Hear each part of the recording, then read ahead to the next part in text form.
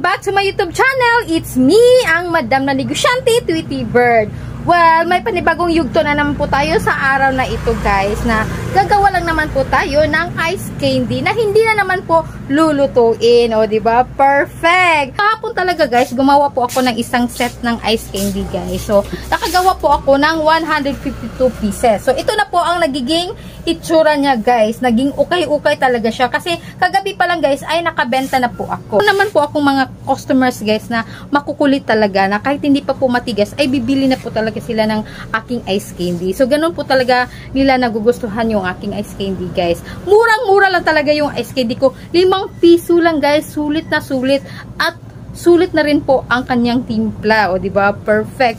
So, ngayon, guys, nag-order po talaga yung aking reseller, guys, ng 50 pieces. So, magpo-pull out po tayo sa ating freezer ng 50 pieces. Mamaya, dadating yung aking reseller, guys. So, magiging konti na lang po ang matitira po ng aking ice candy. So, ngayon, gagawa po talaga tayo ng backup. So, gagawa po ako ng ice candy na cookies and cream. So, cookies and cream po talaga ang ating gagawin for today's video. So, tara! Gawa na po tayo! So, eto na, guys, naka-ready na talaga ang ating mga ingredients, guys. So, ito lang naman po ang ating pangunahing kasangkapan, guys, na kailanganin po natin. So, 10 pack talaga to, guys. O, di ba? Bilangin nyo lang yan. Tapos, meron pa tayong 2 evaporated milk. So, ito po ang kakailanganin po natin. At saka, 1 kilong kondensada. At saka, 1 kilong asukar. Tigwa 1/4 ang ginagamit ko kasi naubusan po ako ng 1 kilo.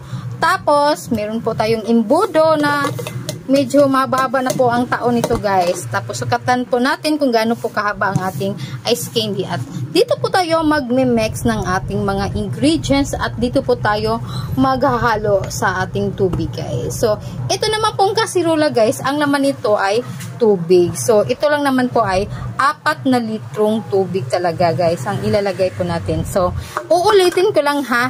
Hindi po talaga niluluto ang ating ice candy. At ito naman po ang ating 2 pack. So, ang ginagamit ko talaga ay 1.5 by 10 talaga ang ginagamit kong ice candy, guys. O, diba?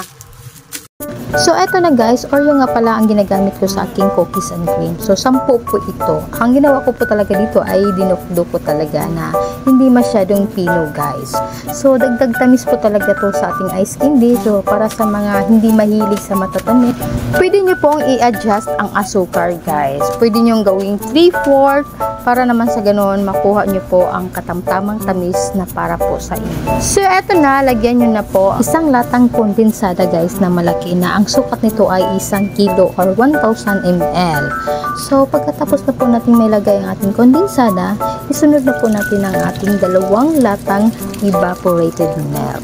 At pagkatapos po sa ating evaporated milk, isunod na po natin ang ating 1 kilong asukal, guys. So, tigwa 1/4 po ang nailagay ko, guys, kasi wala na po akong 1 kilo. So, 4 po itong pack na tigwa 1/4.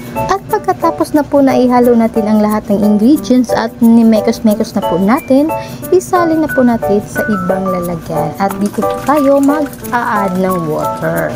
So, ngayon, guys, magsasali na po tayo ng 4 na litrong tubig.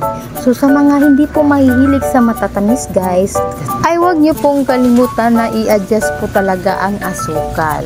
So, ayan na, guys, nailagay ko na ang 4 na litrong tubig at saka lagyan mo ng paunting asin para naman po hindi madaling maumay ang ating customers, guys. So, yan po ang sekreto ng ating ice candy.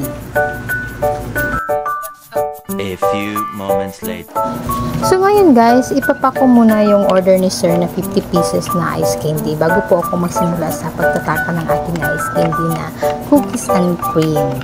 So, eto na, guys, nakabalot na po ako ng 50 pieces at nire-reserve ko na po sa aking freezer sa ice cream. So, magkikilagay lang muna ako sa ice cream. So, eto na, guys, simulan ko na po ang ating pagtataka ng ating ice candy. So, meron lang po akong kaunting mensahe po sa lahat ng aking mga newly subscribers at saka sa aking mga viewers na nakapanood po sa aking mga video, lalo na po sa Ice Candy guys. Nagpapasalamat po ako sa lahat ng nagko-comment at happy po ako sa ibang mga viewers na nakagawa na po ng Ice Candy at nag-feedback na po pabalik po sa akin. At happy po talaga ako guys na na-share ko po yung aking ingredients na dati ko po ay pinagkait ko po sa aking mga kasamahan sa trabaho guys, kasi sa pagkakaalam ko na pinaghirapan ko to, kaya hindi ko talaga binahagi noon guys. Pero ngayon guys, napapag-decide talaga ako na ibahagi po talaga sa lahat ng mga tao dito sa mundo guys. So ngayon guys, hindi ko naman po pinipilit ng ibang mga viewers kung nagustuhan ba nila yung recipe ko. Ang sa akin lang naman ay sinishare ko lang kung ano po ang pinagkakitaan ko dito sa tindahan guys, kasi pumatok talaga siya sa aking tindahan guys, at hinahanap-hanap na po ng aking mga suki ang aking Ice Candy. Kaya sinishare ko lang po sa inyo kung baka makakatulong po ako kung ikaw ay naghahanap ng mapagkakitaan or kaya extra income. Lahat naman talagang Ice Candy guys ay mag-a-icy talaga yan pag tumatagal sa freezer. So pangit po talaga ang Ice Candy guys na na-overstay po sa freezer. Mag-a-icy talaga yan, titigas at titigas talaga yan lalo. So sa akin naman guys, yung aking Ice Candy ay fast moving talaga siya, kasi di bali na pong araw-araw po akong gumagawa ng Ice Candy. Ang importante, ma-maintain ko lang talaga ang consistency ng aking Ice Candy guys.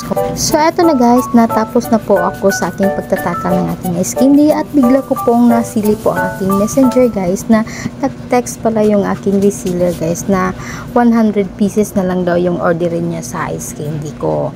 So tamang-tama talaga guys na meron pa po akong natira at natansya ko po dito ay kasya po ito ng 50 pieces again. So para magiging 100 pieces na talaga yung order niya. So eto guys, kulang po talaga ng isa guys, 99 lang talaga ang maibigay ko. So 99 lang po talaga ang babayaran niya. Ang sarap ng feeling talaga guys na lagi talagang sold out yung aking Ice Candy guys. Alam nyo ba guys, di bali po talagang araw-araw po akong gumagawa ng Ice Candy. Ang importante ay kumikita po ako araw-araw. Sana may natutunan po kayo sa araw na ito at nagustuhan nyo po ang aking video. At kung ikaw ay may mga katanungan, huwag nyo pong kalimutan na mag-iwan po kayo ng comments sa baba. At kung ikaw ay bago ka pa lang sa aking channel, don't forget to click the subscribe button and hit the notification bell para lagi po kayong updated sa mga videos na aking in-upload. That's it. Thank you. Bye-bye. Thank you for watching.